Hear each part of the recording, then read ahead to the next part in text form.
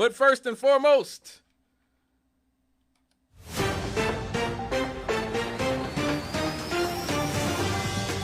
it's time for the news.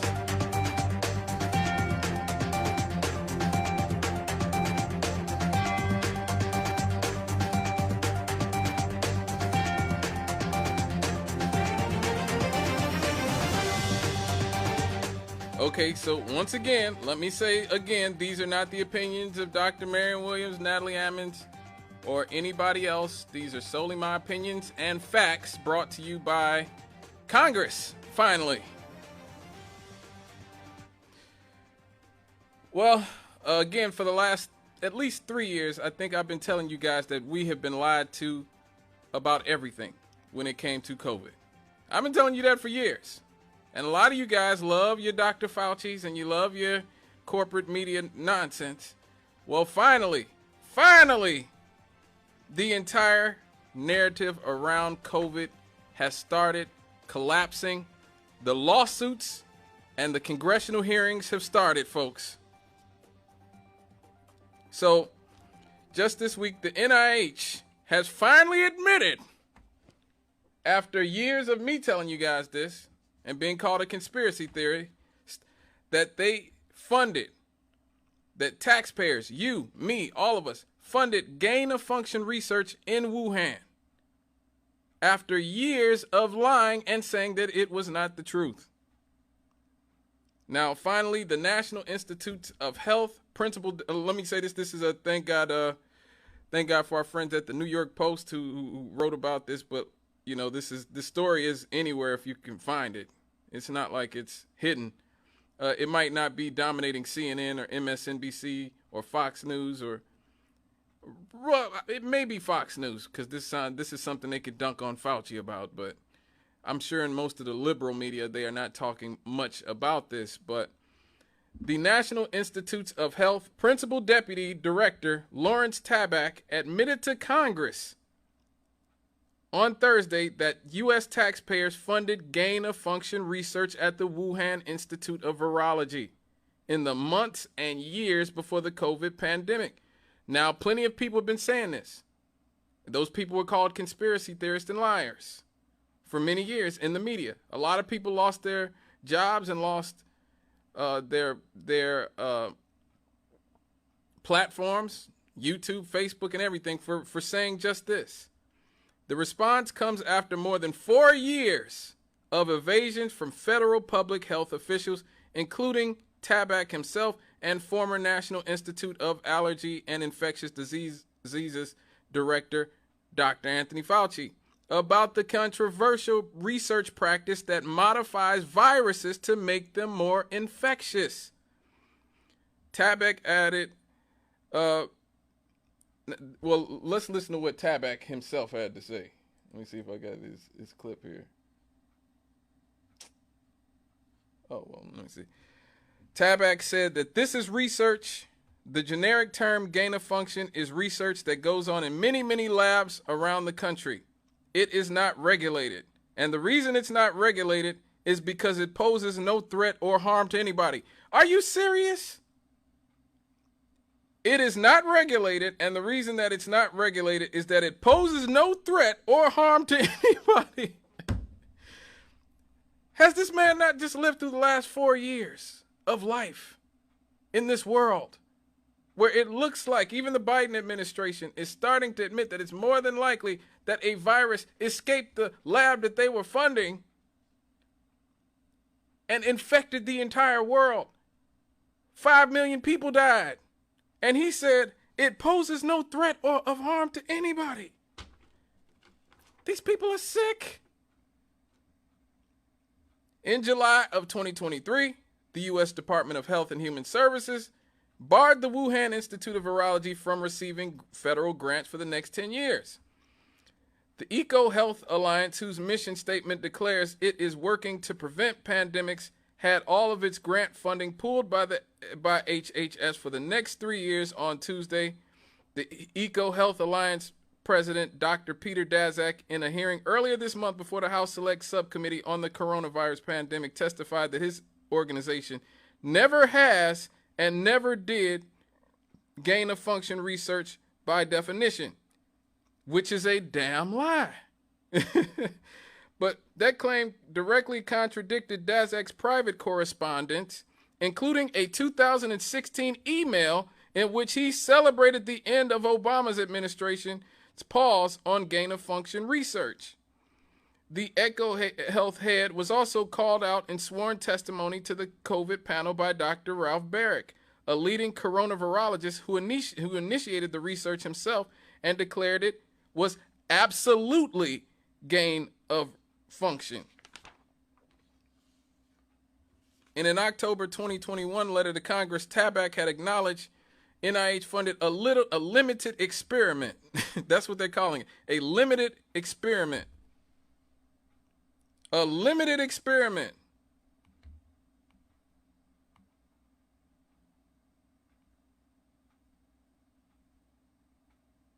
A limited experiment. Wow.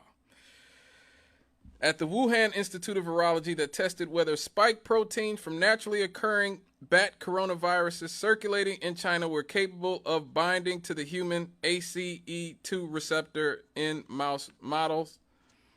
He did not describe it as gain-of-function research, but disclosed that EcoHealth failed to report the bat coronaviruses modified with SARS and MERS viruses had been made 10,000 times more infectious in violation of its grant terms.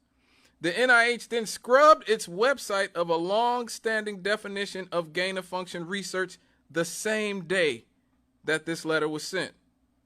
Tabak also noted in his October 2021 letter that the sequences of the viruses are genetically very distant from COVID-19, but other grant proposals from EcoHealth have since drawn scrutiny for their genetic similarities. So these people are just lying up and down the street.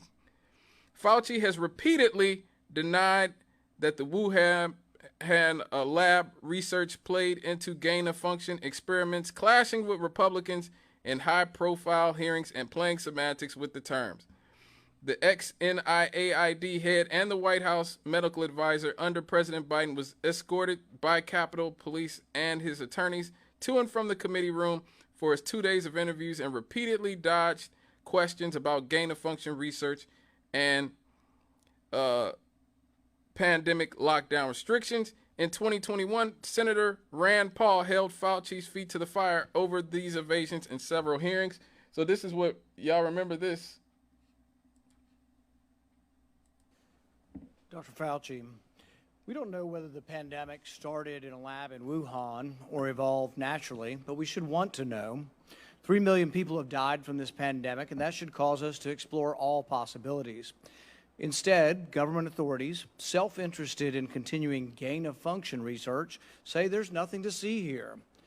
Gain-of-function research, as you know, is juicing up naturally occurring animal viruses to infect humans. To arrive at the truth, the U.S. government should admit that the Wuhan Virology Institute was experimenting to enhance the coronavirus's ability to infect humans. Juicing up superviruses is not new. Scientists in the U.S. have long known how to mutate animal viruses to infect humans. For years, Dr. Ralph Baric, a virologist in the U.S., has been collaborating with Dr. Shi Zhengli of the Wuhan Virology Institute, sharing his discoveries about how to create superviruses. This gain-of-function research has been funded by the NIH. The collaboration between the U.S.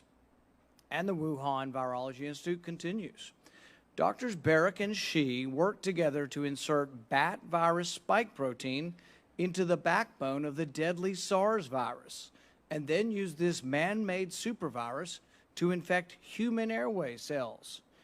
Think about that for a moment. The SARS virus had a 15% mortality. We're fighting a pandemic that has about a 1% mortality. Can you imagine if a SARS virus that's been juiced up and had viral proteins added to it, to the spike protein, if that were released accidentally? Dr. Fauci, do you still support funding of the NIH funding of the lab in Wuhan? Senator Paul, with all due respect, you are entirely and completely incorrect that the NIH has not ever and does not now fund gain-of-function research in the Wuhan Institute Do they fund of Dr. Virology. Barrick? We do not fund Do you fund Dr. Barrick's gain-of-function research? Dr. Barrett does not doing gain-of-function research, and if it is, Now, mind you, I just read to you what Dr. Barrick said. Dr. Barrick, Ralph Barrick, said he is a leading coronavirusist who initiated the research himself and said it was absolutely gain-of-function research. That's what Dr. Barrick, who Rand Paul is asking Dr. Fauci about, he said it's absolutely gain-of-function research. Fauci's lying, as usual, just like I told a lot of y'all who still continue to be stands of this scoundrel regardless. But we'll go on. We'll go for it.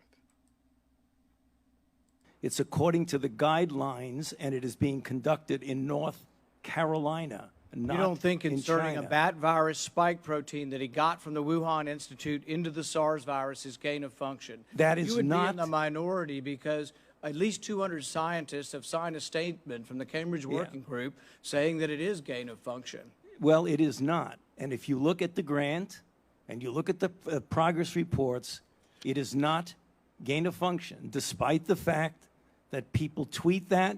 So they do write you still about it. support sending money to the Wuhan Virology Institute? We do not send money now to the Wuhan Do you Virology support Institute. sending money? We did, under your tutelage. We were sending it through EcoHealth. It was a sub-agency and a sub-grant. Do you support that the money from NIH that was going to the Wuhan Institute? Let me explain to you why that was done. The SARS-CoV-1 originated in bats in China. It would have been irresponsible of us if we did not investigate the bat viruses and the serology to see who might have been Or infected. perhaps it would be in China. irresponsible to send it to the Chinese government that we may not be able to trust with this knowledge and with this incredibly dangerous viruses. Government scientists like yourself who favor gain-of-function research. I don't favor gain-of-function research in China. You are saying naturally. things that are not correct. Government defenders of gain-of-function, such as yourself, say that COVID-19 mutations were random and not designed by man. But interestingly, the technique that Dr. Barrick developed forces mutations by serial passage through cell culture that the mutations appear to be natural. In fact, Dr. Barrick named the technique the no-see-em technique because the mutations appear naturally. Nicholas Baker in the New York Magazine said nobody would know if the virus had been fabricated in a laboratory or grown in nature. Government authorities in the U.S., including yourself, unequivocally deny that COVID-19 could have escaped a lab. But even Dr. Shi in Wuhan wasn't so sure. According to Nicholas Baker, Dr. Shi wondered, could this new virus have come from her own laboratory? She checked her records frantically and found no matches. That really took a load off my mind, she said. I had not slept for days. The director of the gain-of-function research in Wuhan couldn't sleep because she was terrified that it might be in her lab.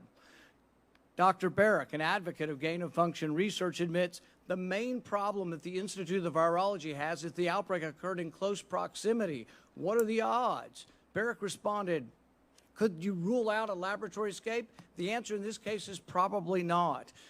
Will you, in front of this group, categorically say that the COVID-19 could not have occurred through serial passage in a laboratory? I do not have any accounting of what the Chinese may have done, and I'm fully in favor of any further investigation of what went on in China. However, I will repeat again, the NIH and NIAID categorically has not funded gain-of-function research to be conducted in the Wuhan Institute of Virology. You support it in the U.S. We have 11 labs doing it, and you have allowed it here. We have a committee to do it, but the committee has granted every exemption. You're fooling with Mother Nature here. You're allowing superviruses to be created with a 15% mortality. It's very dangerous. I think it was a huge mistake to share this with China, and it's a huge mistake to allow this to continue in the United States. And we should be very careful to investigate where this virus came from. I fully agree that you should investigate where the virus came from. But again, we have not funded gain-of-function research on this virus in the Wuhan Institute of Virology, no matter You're how many parsing times words. You're you parsing say words. it, There it was didn't happen. research. There was research done with Dr. Shi and Dr. Barrick. They have collaborated on gain-of-function research where they enhanced the SARS virus to infect human airway cells, and they did it by merging a new spike protein on it. That is gain-of-function. That was joint research between the Wuhan Institute and Dr. Barrick. You can't deny it. Senator Paul, your time has expired. Dr. Fauci, I will let you respond to that when we need to move on. Excuse me? I will allow you to respond to that, and then we'll move on. Yeah, I mean, I just wanted to say, I don't know how many times I can say it, Madam Chair. We did not fund gain-of-function research to be conducted in the Wuhan Institute of Virology. So once again, from Lawrence Tabak, who is the principal deputy director, he said, this is research. The generic term gain of function is research that goes on in many labs around the country. It is not regulated. And of course, Dr. Ralph Barrick, who was the coronavirus who initiated the research, said this is absolutely gain of function research. This is who these people tell you to believe. And a lot of y'all believed it.